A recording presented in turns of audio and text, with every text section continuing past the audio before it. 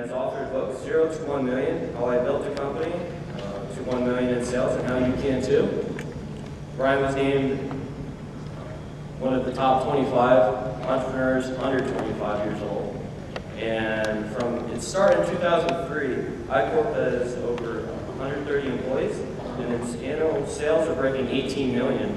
iContact Corp was number 85 on this year's Incorporated 500 list. Mr. Allis also is the founder of Humanity Campaign, which aims to reduce hunger and poverty in North Carolina and developing countries. And I hear he likes to freestyle rap and hip-hop dance. So if we can all please give a warm welcome to Mr. Allis. Everybody stand up! Everybody stand up! Get out of your seats!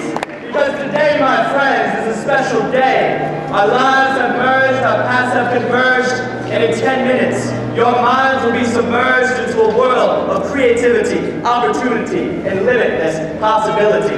The only thing standing between you and reaching your destiny is mental poverty, because faith in yourself is the only thing I ask you to bring. My friends, here at CEO Chicago 2008, and I get some love because I got one question for you. One question for you.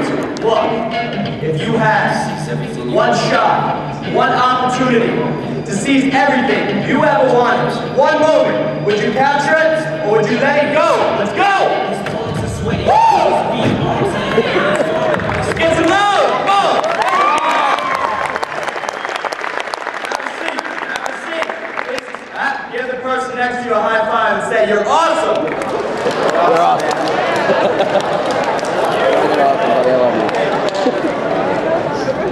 Alright, here we go.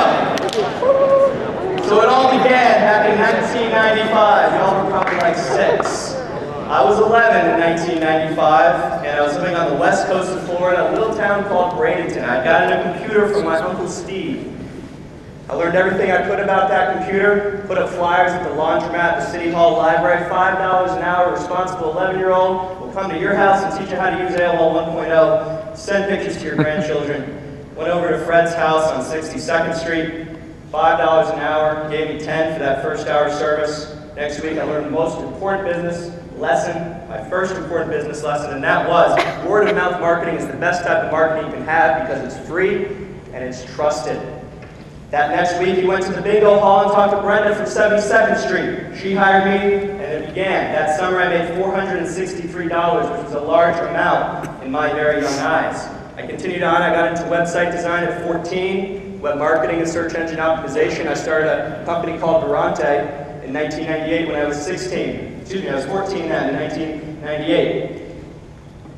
I went to college, made a difficult decision. I went to college, went to the University of North Carolina at Chapel Hill, and there I got involved in the Entrepreneurship Club, the Carolina Entrepreneurship Club. I became a CEO chapter president in 03 and 04, came to this conference starting in 2002, and CEO has been a tremendous inspiration. There, at the very first meeting of the Entrepreneurship Club in 2002, I met my business partner, Aaron Houghton, and he and I co-founded iContact. iContact is the leading provider of email marketing software to small businesses, nonprofits, and political campaigns. Today we have over 130 full-time employees, all based out of Durham, North Carolina. Last year we did $6.6 million in sales. We'll do over $15 million this year, on track for over $30 million in 2009. We're growing rapidly. We've hired smart people. We've surrounded ourselves with individuals that are passionate about becoming the leader in this industry. This is a picture of our team from March. We had 86 employees back then, today up to 130. We're doubling in size every year. I can't tell you how exciting it is to be able to be hiring, to be creating jobs right now, or how we've hired over 20 people in the last 5 weeks. So now what I want to talk to you about, the title of this speech, this presentation, is Finding the Purpose of Your Life in 6 Lessons. So Barry was talking about there are not 7 steps to success. There are 6 steps to success. All right. So I have a big, hairy, audacious goal. Who was here last year that was at this speech? Okay. A few people. So you might remember Mr. Gorilla the Entrepreneur. Okay? And Mr. Gorilla the Entrepreneur, he has a big, hairy, audacious goal. A BHAG, big, hairy, audacious goal. And similar to last year, my goal this year is to create through this presentation over 100 socially responsible, aware, conscious millionaires. People that are going to make a huge difference in their communities and in the world within 5 years, by November 8th, 2013.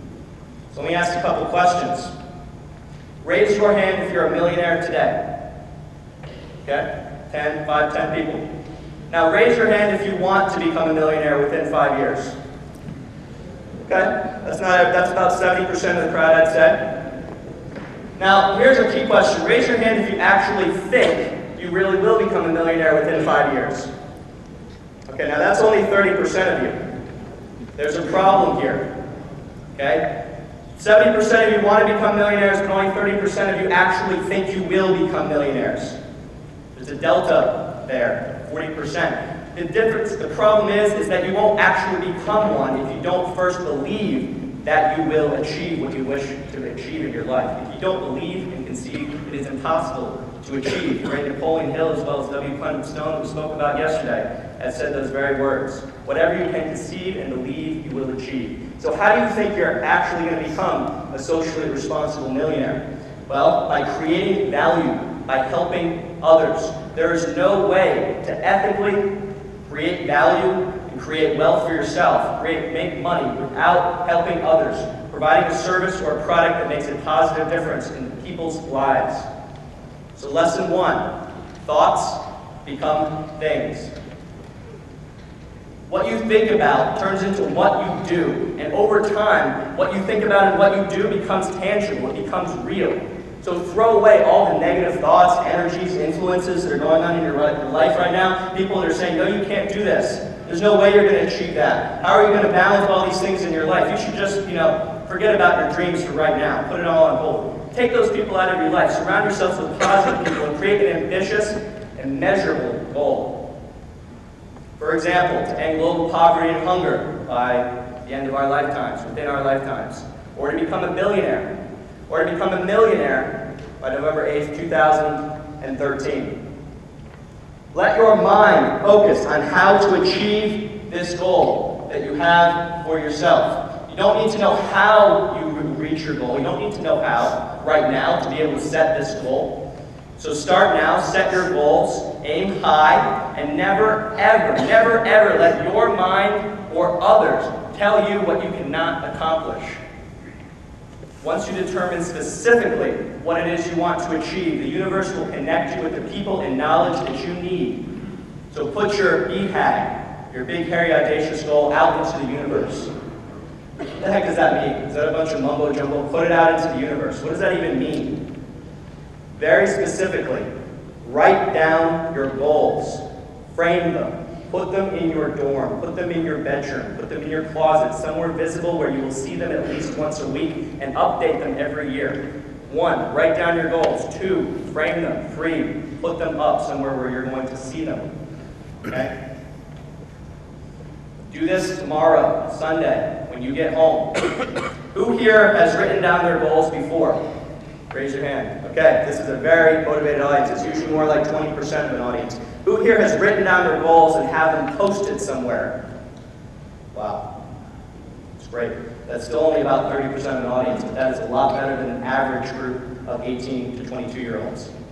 I want to promise you that if you will write down your goals in the next 3 days, I want you to promise me this. Write down your goals in the next 3 days. Frame them, put them up somewhere where you're going to see them. Andrew Carnegie once said, as I grow older, I pay less attention to what men say. I just watch what they do.